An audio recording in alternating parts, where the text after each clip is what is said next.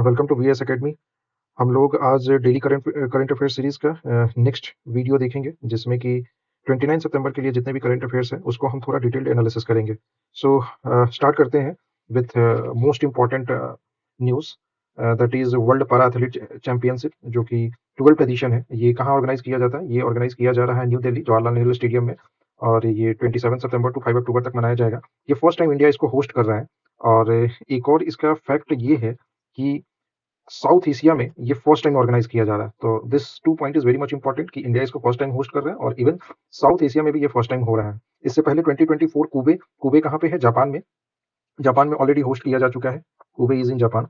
And then 2023 Paris में हुआ था। इस साल का मैस्कॉट क्या है? इस साल का मैस्कॉट का नाम है विराज। विराज जो एक यंग एलिफेंट है, जिसको एक लेग नहीं है, और उसके जगह पे ब्लेड्स लगे हुए हैं, जो कि उनका स्ट्रेंथ शो करता है। ओके, सो ये वर्ल्ड पैरा एथलीट चैंपियन का मैस्कॉट क्या है? विराज। ओके, विराज क्या है? एक यंग एलिफेंट है। Okay, this time total 186 medal events है, जो कि अभी तक का सबसे लार्जेस्ट पैरा स्पोर्ट्स गैदरिंग है ऑन इंडियन सॉइल। सो ये काफी बड़ा ऑर्गेनाइज किया जा रहा है।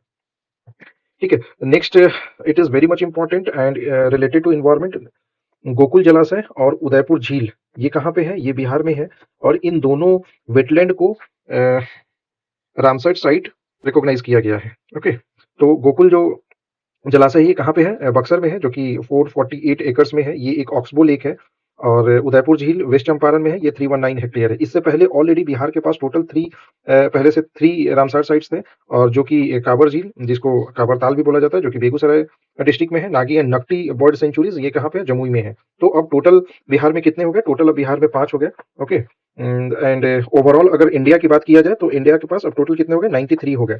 थोड़ा सा रामसर साइट के बारे में हम लोग देखते हैं, आखिर रामसर साइट्स इतना इंपॉर्टेंट क्यों होता है, क्या होता है। ठीक है, अगर इसका रामसर साइट का किसी वेटलैंड को स्टेटस ये मिल जाता है कि it has been identified under Ramsar sites, तो क्या है उसके इंपॉर्टेंस, क्या है? ओके, तो रामसर साइट्स जो है, ये एक कन्वेंशन है ऑन वेटलैंड। ठीक है, जो कि 1971 में ईरान के रामसर सिटी में ये साइन किया गया था। इंडिया इसको कब ज्वाइन करता है? India join it in 1982। Okay, and अभी करेंटली जो इंडिया के पास टोटल है वो 93 वेटलैंड्स है।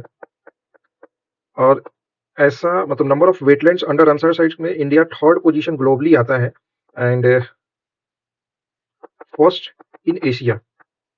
ओके, सो थर्ड, इससे यूके के पास सबसे ज्यादा है, उसके बाद है मैक्सिको के पास, and then it is India. Okay, so this is very much important. अच्छा, एक और चीज रामसर साइट्स के बारे में काफी इंपॉर्टेंट है, दैट इज मॉन्ट्रेक्स रिकॉर्ड। ये क्या है मॉन्ट्रेक्स रिकॉर्ड? कि वैसे रामसर साइट्स जिसका काफी डिटेरिएट कर रहा है इकोलॉजिकल वहाँ का जो इन्वायरमेंट है, तो उसको थोड़ा सा ऑब्जर्वेशन में रखा जाता है। ठीक है, सो डैट कि उस पर ज्यादा ध्यान दिया जाए, और जो वहाँ पे इकोलॉजिकल डिटोरिएशन हो रहा है उसको इम्प्रूव किया जाए। और ये रिकॉर्ड उसी के लिए बनाया गया है।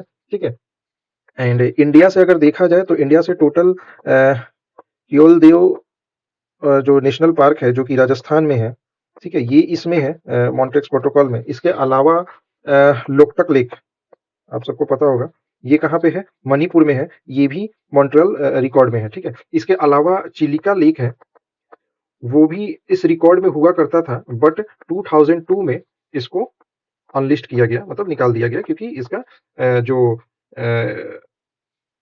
इकोलॉजिकल डैमेज जो हो रहा था उसको इम्प्रूव कर दिया गया। ठीक है, सो ये सभी काफी इंपॉर्टेंट पॉइंट्स थे related to Ramsar sites. Okay, so next is related to conference, that is national meditation conference, जो सेकंड एडिशन था। ये कहाँ पे? भुवनेश्वर में होता है, और इसका इनोग्रेशन कौन करते हैं? इसका inauguration our chief justice of India करते हैं। ठीक है, और there he said that the importance of meditation in reducing the burden of the court and achieving the speedy justice. ये एक 2 डे इवेंट था, तो इसमें कुछ नहीं है, बस just you have to remember that ये कॉन्फ्रेंस कहाँ पे हुआ है, इसको इनोग्रेट कौन किए हैं, और इसका ऑब्जेक्टिव क्या है। ओके, नेक्स्ट जो सेवा पर्व थ्रू आउट इंडिया एक सेवा पर्व मनाया जा रहा है, जिसमें कि हर एक मिनिस्ट्री, हर एक जो भी इनिशिएटिव है उसको लोगों तक ले जाना। ठीक है, अभी जो मिनिस्ट्री ऑफ कल्चर इसको सेलिब्रेट कर रहा है सेवा पर्व 2025, और इसका थीम है विकसित भारत के रंग कला के संग। ओके, नेशन वाइड ये चीज मनाया जा रहा है। So just you have to remember कि सेवा पखवाड़ा अभियान कब से कब मनाया जा रहा है। 17 to 2 अक्टूबर इसको कौन ऑर्गेनाइज कर रहे हैं। Okay, coming to the next, that is very much important news, और काफ़ी इंटरेस्टिंग भी रहा है ये मैच, हम सबने देखा होगा। ठीक है, एशिया कप 2025, ये 9th एडिशन था। ये काफ़ी इंपॉर्टेंट रहेगा कि ये कौन सा एडिशन था। 9th एडिशन था, जो कि 9 टू 28 सितंबर को यूएई में मनाया गया। टोटल 8 टीम्स पार्टिसिपेट किए थे और टोटल 9 मैचेस हुए। इसमें इंडिया ने जो फाइनल में पाकिस्तान को 5 विकेट से हराकर इस खिताब को अपने नाम किया। और इसमें जो फाइनल का स्कोर हुआ था, पाकिस्तान ने 146 बनाया था, बट इंडिया ने इसको 19.4 ओवर में ही इसको जीत लिया। ओके, अगर फाइनल मैच की बात किया जाए तो Tilak Varma was the man of the match and Abhishek Sharma was the player of the tournament. Top scorer 314 run बनाए थे। कुलदीप यादव को देखा जाए तो he took the most wicket, that is 17। BCCI ने इस जीत के लिए 21 करोड़ इस टीम को रिवार्ड किया है for this Asia cup victory. Okay, coming to the next, ministry of home affairs ने जो आपसा है, आप सभी को पता होगा, ये काफी एक इम्पॉर्टेंट एक्ट है जो कि स्पेशली नॉर्थ ईस्टर्न रीजन और जो नक्सल्स प्रभावित स्टेट्स हैं, रीजन्स हैं, वहां पे ये एक्ट लागू किया जाता है। ठीक है, तो उसमें अगर देखा जाए तो एक मणिपुर, अरुणाचल प्रदेश और नागालैंड में इसको एक्सटेंड किया गया है। थोड़ा हम डिस्कस करेंगे ये एक्ट आखिर है क्या और गवर्नमेंट इसको क्यों यूज करती है। Okay, entire state of Manipur को इसके अंडर में लाया गया है और उसको डिस्टर्ब एरिया डिक्लेयर करके। और आपसा का फुल फॉर्म होता है arm forces special power act 1958। ठीक है, 6 मंथ के लिए ये सभी रीजन को उसके अंदर में डाला गया है। ये आपसा जो 1958 है उसके थ्रू आर्म फोर्सेस को एक स्पेशल पावर मिलता है, जहाँ पे they have the power to administer the disturb area under AFSPA. वो प्रोहिबिट कर सकते हैं गैदरिंग को, जहाँ 5 और 5 से ज्यादा लोग एक जगह पे एकत्रित हो रहे हैं। वो किसी को अरेस्ट कर सकते हैं बिना किसी वारंट के, और बिना किसी वारंट को वो किसी भी जगह को सर्च कर सकते हैं या फिर वहां जा सकते हैं। ठीक है, तो ये इसलिए जाया जाता है क्योंकि जहाँ पे नक्सल प्रभावित या फिर देयर इज इंटरनल टर्मोइल, तो वहां पे ये जाके main objective is to maintain peace in that area by avoiding any uncircumstances through you can say non social elements.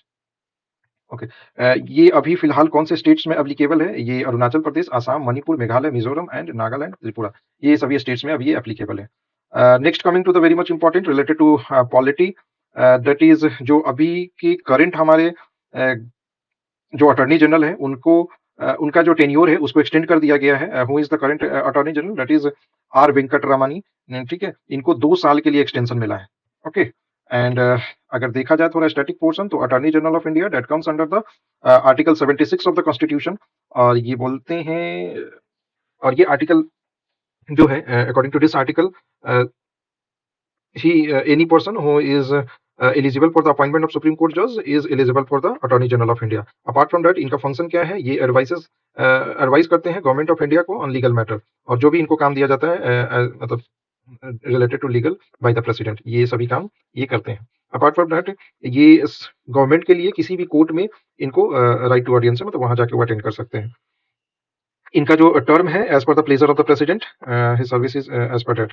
Apart from that, article 88 जो कि पार्लियामेंट्री राइट इनको मिलता है कि he has the right to speak and also participate in either house of the parliament, जैसे Lok Sabha and Rajya Sabha में वो जाके पार्टिसिपेट कर सकते हैं, but he do not have the doesn't have the right to vote. Okay, okay, award is related here, that is related to ministry of Jal Shakti, जिसमें जल संचय जल भागीदारी अवार्ड ये किसको दिया गया है? कर्नाटक के बीदर डिस्ट्रिक्ट को। क्यों? क्योंकि ये रेन वाटर हार्वेस्टिंग के थ्रू इनको लाइक वाटर कंजर्वेशन किया, और जिसके लिए ये अवार्ड उनको दिया जा रहा है। तेलंगाना इसमें टॉप पोजीशन पे रेन वाटर कंजर्वेशन में थे। ओके, इंडिया होस्ट करने जा रही है वर्ल्ड सी फूड कांग्रेस 2026, कहाँ पे? चेन्नई में। और ये फर्स्ट टाइम ये इवेंट को ऑर्गेनाइज किया जा रहा है इंडिया में। ये एक बाई इंडियन इवेंट है, और इसको कौन ऑर्गेनाइज कर रहा है? It is being organised by department of fisheries, जो कि ministry of fisheries animal husbandry और डेयरी के अंदर में आता है, in association with national association with of fish inspectors. इनके साथ ये मिलके चेन्नई में ऑर्गेनाइज किया जा रहा है। सो रिमेंबर, सो ये थे हमारे आज के करंट अफेयर्स। आई होप ये काफी अच्छा लगा होगा आपको, और it was also very productive. So if you like this video, what I would request, please share with your colleagues, friends and peers. If anything is there, if you have any suggestion related to this video, I welcome it. And so keep learning, keep watching VS Academy. Like it, share it, and subscribe it. Okay, thank you so much.